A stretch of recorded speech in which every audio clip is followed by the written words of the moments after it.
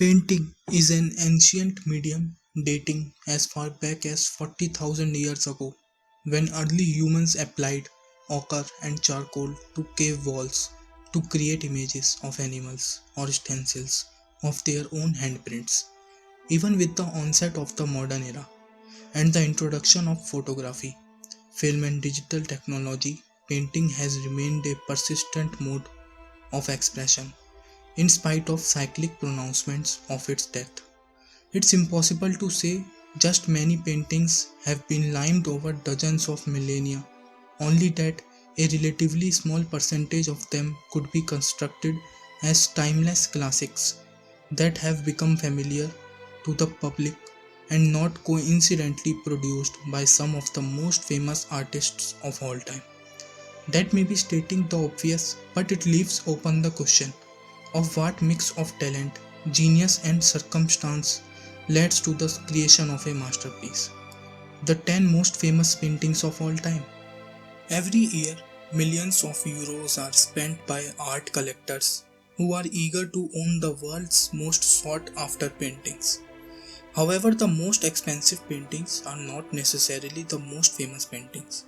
The best known of these are generally in the hands of museums, which very rarely will be sold, and as such, they are literally priceless of all time.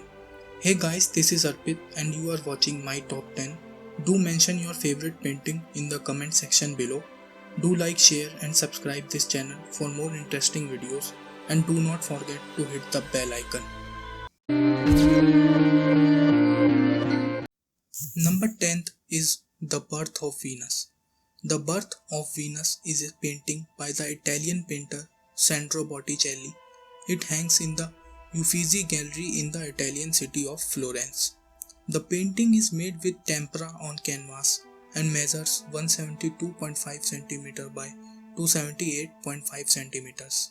Known as the Birth of Venus, the composition actually shows the goddess of love and beauty arriving on the land. On the island of Cyprus, born of the sea spray and blown there by winds, Zephyr, and perhaps Aura. The goddess is standing on a giant scallop shell, as pure and as perfect as pearl. She is met by a young woman who is sometimes identified as one of the graces or as the Hora of spring, and who holds out a cloak covered in flowers. Even the roses blown in by the wind are a reminder, was perhaps suggested by the poet Agnolo Poliziano. Unlike the Allegory of Spring, which is painted on wood, the Birth of Venus was painted on canvas, a support that was widely used throughout the 15th century. Decorative works destined to noble houses. Botticelli takes his inspiration from classical statues for Venus' modest pose, as she covers her nakedness with long blonde hair which has reflections of light from the fact that it has been glided. Even the winds, the pair flying in one another's embrace, is based on an ancient work, a gem from the Hellenistic period owned by Lorenzo the Magnificent.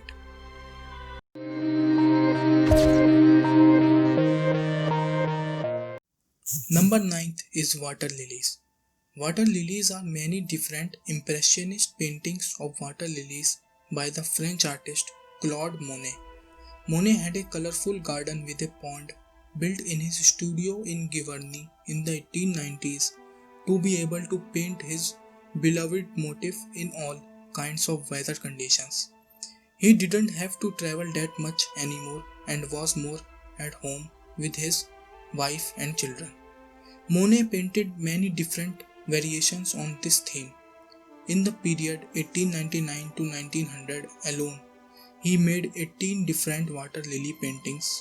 In the period 1914 to 1926, Monet created a series of huge wall panels with water lilies for the Musée de l'Orange in the Tuileries in Paris.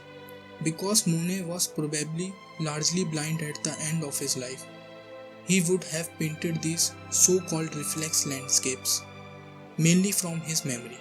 he donated these works to his good friend Paul Clemenceau. Clemenceau had stimulated Monet while succeeding his vision to continue painting. Monet donated the works as a tribute to peace. The paintings were for a long time inaccessible to the public, but are now again main showpieces of the recently renovated museum.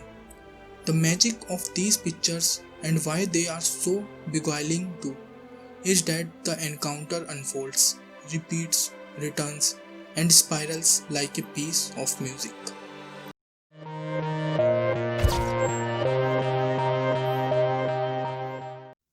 Number 8. The Night Watch.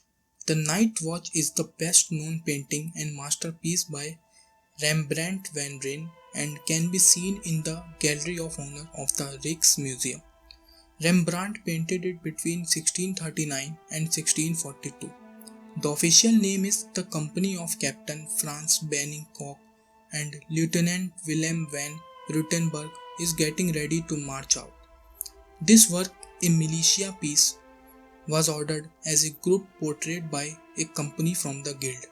It was probably first called the Night Watch around 1796 to 1797.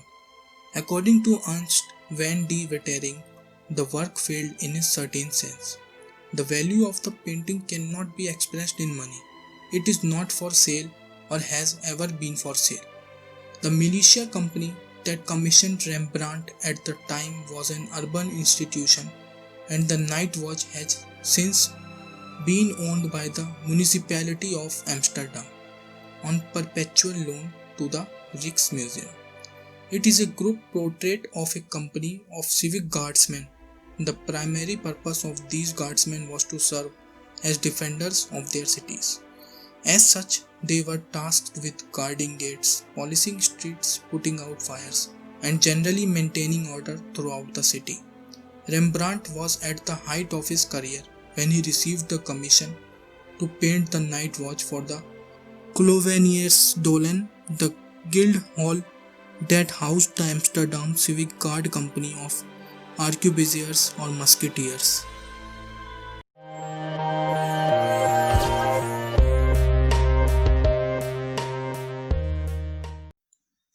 Number 7 is The Scream. The Scream is the name of 4 paintings and a lithograph by Edvard Munch from 1893. The original version of The Scream from 1893 hangs in the National Art Museum in Oslo. It is considered the most moving painting by Munch. It expresses the spiritual suffering and the emotional harassment that the painter has felt during certain periods of his life. Munch was a precursor of Expressionism, a style that wanted to express emotions. The Scream is a psychic self-portrait by Edvard Munch. It is a painting based on its own traumatic experience. One evening, Edvard Munch walked back to the city of Oslo with friends. They stopped on a bridge as his friends walked on.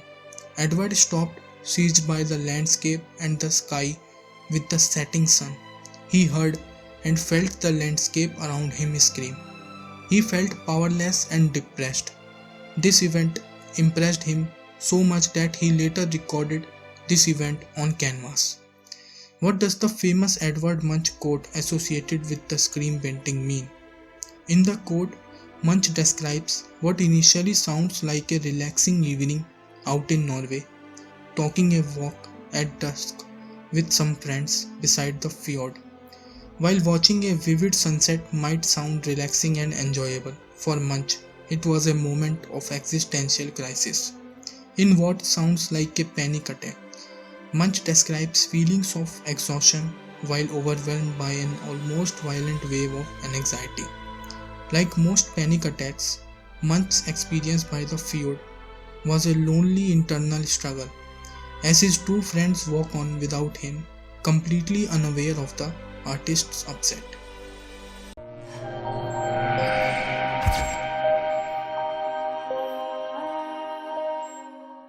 Number 6 is Girl with a Pearl Earring. Girl with a Pearl Earring is a painting from 1665 to 1667 by the Dutch master Johannes Vermeer.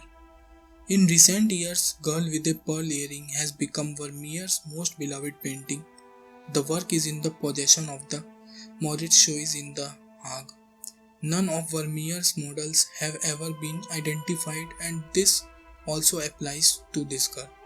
A possible candidate is his oldest daughter Maria, who was 12 or 13 years old at that time. The girl pictured wears a blue turban with a yellow falling cloth. The head covering contrasts with the brownish yellow jacket with the white collar. The pearl stands out, a grand creation of glow lights and shadows and frayed edges. With two strokes of paint, Vermeer gave a bright light accent to the top left and a reflection of her white collar at the bottom. Given its size, it is more a glass lacquered drop earring than a natural pearl. It seems as if the girl with her uninhibited gaze seeks direct contact with the viewer, as if she has been surprised by him. With her mouth half open, she gives the impression that she wants to say something. Her moist, extra red lips give her a sensual looks.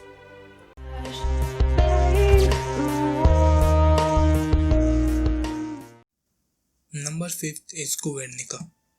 Guernica is a Pablo Picasso painting from 1937, named after the place Guernica in the Spanish Basque country.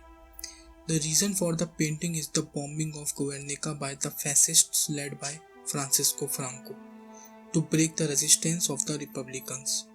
The painting, with its enormous dimensions 3.49 meter high and 7.76 meter wide, is one of the Picasso's most impressive and controversial works.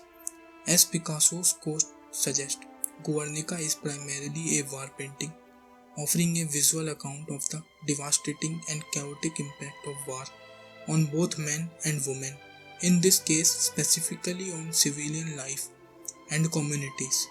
Picasso completed the painting of Guernica in 1937, a time of widespread political unrest, not just in Spain but worldwide.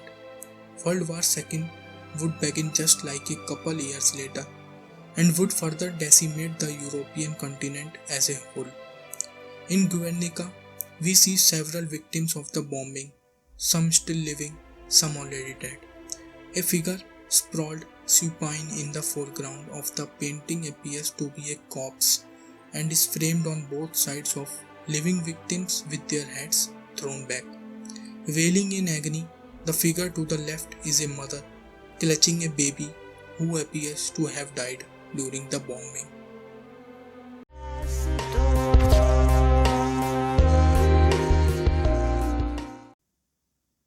Number 4 is the creation of Adam. The creation of Adam is part of the fresco on the vault of the Sistine Chapel in Vatican City, painted by Michelangelo around 1511. The work is the depiction of the biblical story from the book of Genesis, in which God the Father breathes life into Adam. From the frescoes to Genesis in the Sistine Chapel, it is chronologically the fourth image in the story. Michelangelo finished this fresco as one of the last in the series. The work measures 4.8 by 2.3 meters. The creation of Adam differs from typical creation scenes painted up until that time. Here, two figures dominate the scene, God on the right and Adam on the left. God is shown inside a floating nebulous form made up of drapery and other figures. The form is supported on angels who fly without wings, but whose flight is made clear by the drapery which whips out from underneath them.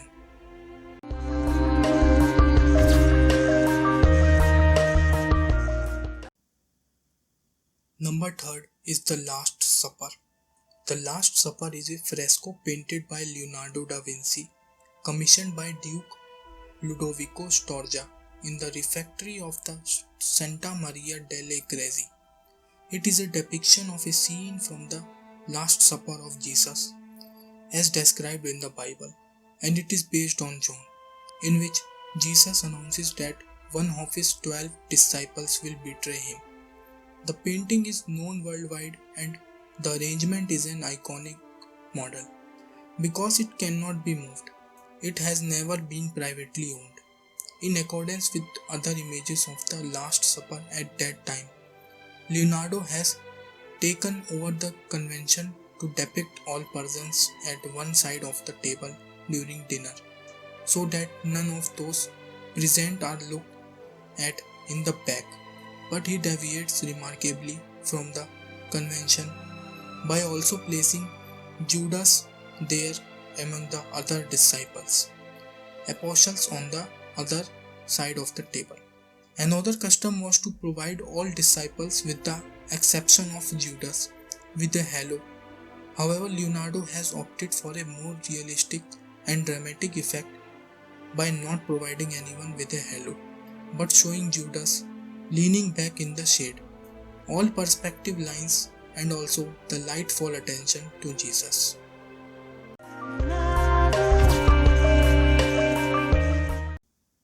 Number 2 is The Starry Night. The Starry Night is a painting by the Dutch post-impressionist painter Vincent van Gogh. It belongs to the permanent collection of the Museum of Modern Art in New York City. The work measures 73 by 92 cm. It is seen as the masterpiece of the painter from 1888. Van Gogh painted several pieces that resemble the Starry Night.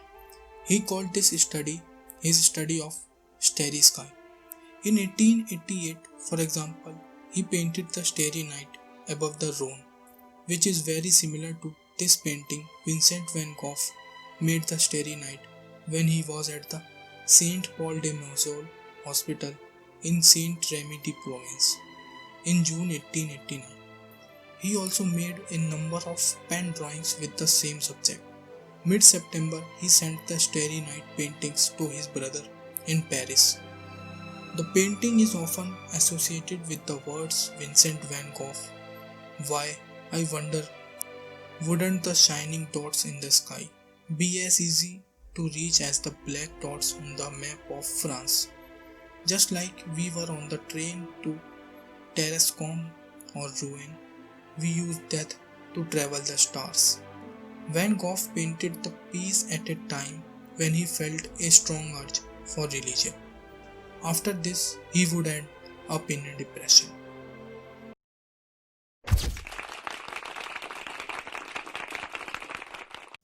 Number 1 is Mona Lisa.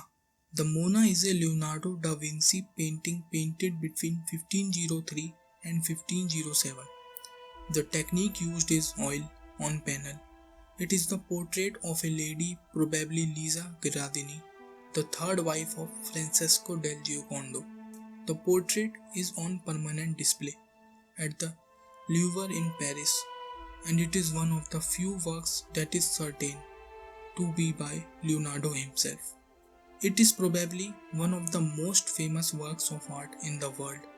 The painting receives around 20,000 visitors a day.